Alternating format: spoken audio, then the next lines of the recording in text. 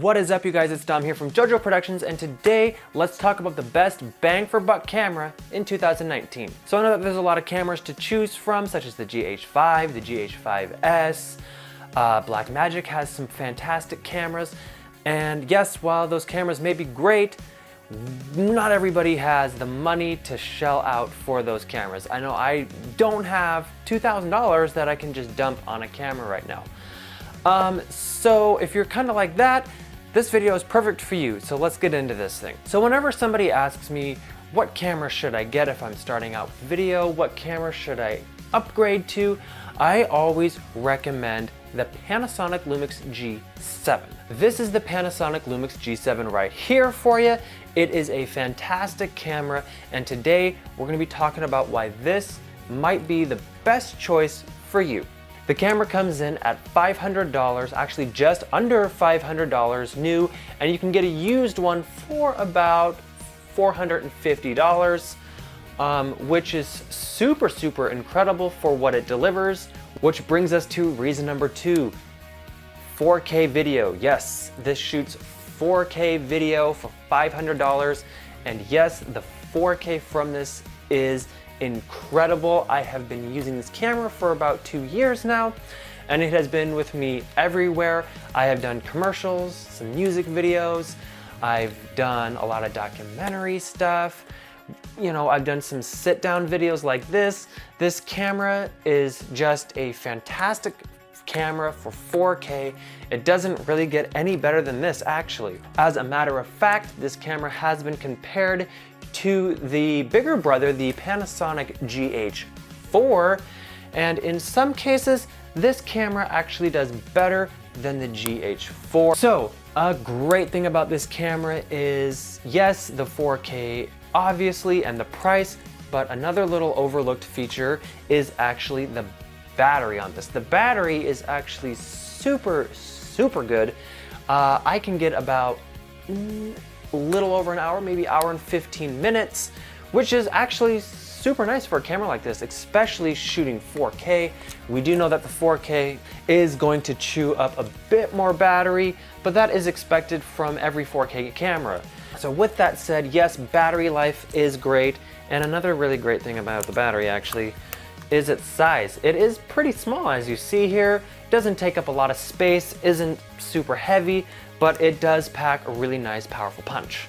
So that is something that is super nice about this, especially when you're on set, because you don't want to be changing out batteries every 45 minutes like some of the cheaper SLR cameras, especially if you're doing like a run and gun, documentary style. Batteries, you don't want to have them slow you down, so battery life on this is just really impressive. All right, so another fantastic thing about this is the swivel screen. This swivel screen on this is super bright for a 3-inch LCD, and it is actually a touch screen. That is super nice. You can touch around, get all the menus. It does touch to focus, but I usually mainly use the touch screen for menu systems, and that's really about it. The viewfinder is another fantastic thing about this camera. This viewfinder is so nice to have, especially when it is a super sunny, bright day out. When you're trying to use the LCD screen and it's producing a lot of glare, or it's this brightness of the sun is just overpowering that LCD, it is so nice to just swivel this screen back into the body and look through the LCD like this, or the viewfinder like this, and it is super nice because you don't get all of the glares and stuff like that.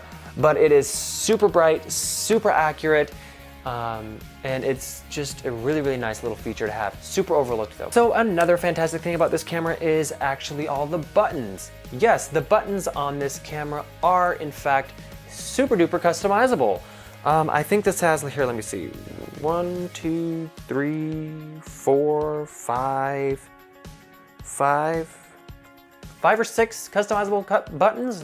That's pretty good for a little camera like this, I'd say. Oh, yep, 6. So, yep, super nice to have a bunch of customizable buttons. It does help to get, so you're not digging around through all the menus and stuff. So as great as this camera is, every camera does kind of have its downside, so now we need to get those out of the way. The first little downside is actually where the SD card slot is, and the SD card slot is actually on the bottom. Not the best place, especially if you plan on rigging this camera up on like a shoulder rig, or you're using some pretty big beefy video tripods. As you know, the tripod head is usually pretty wide. So if you need to switch out a card or you need to change your battery, it's super inconvenient because you have to take off the whole entire camera, take out the memory card, take out the battery or whatever, then put it all back together, and it's super inconvenient, especially for that SD card. It would be great if it was on the side here. If you do need that kind of an option that is super important to you, I do recommend the Panasonic G85, but that's a different video. All right, so the last little downside is you saw it coming. It is the sensor size. The sensor size is a micro four thirds camera. And that is kind of small, especially because we are living in a world full of full frame 4K cameras, the Sonys, the Nikons, some of those Canon cameras, actually none of the Canon cameras to be honest, but the Sony and the Nikon cameras are giving us full frame 4K video. But Panasonic has always been kind of known for those micro four thirds sensor. And basically, you're just not gonna be able to get the best shallow depth of field, and low light isn't going to be that great, especially because another little downside, when you are shooting 4K, there is an additional crop. So again, you're losing depth of field, your images become a little tighter, and the image becomes a little noisier, which actually leads me to another good thing about this camera, the low light performance. Low light performance from this is actually pretty darn good. I can shoot up to about 2000 and get a pretty usable image, which leads me to another kind of cool thing about this camera. I've seen a lot of comparisons of the Panasonic GH5 to, or wait, not the GH5, the Panasonic G7 to the Panasonic GH4. And yes, these cameras do have similar image quality, but in most cases, people have found the Panasonic G7 to have better low light performance. So that is super cool. Another downside to this camera, if you will call it that, is the fact that it does not have image stabilization. That's not a really big turnoff to me because I'm going to be using it on a tripod, shoulder rig, glide cam, something like that. So not a big downside, but if that is a downside to you and you really want that, again, please check out that Panasonic G85. That does have that. So that is everything for this video. The Panasonic G7 is really an incredible camera for what you get for $500. It produces some really professional, beautiful looking 4K images. So if you are on a tighter budget, like I know a lot of us are, this is a fantastic option. So anyway, if you liked this video, please give it a big thumbs up. If you loved it, subscribe. If you have any questions or comments, leave those in the comment section below. I'll be sure to do my best to get to those. So thank you so much for watching, guys. I'll see you guys next time. Bye.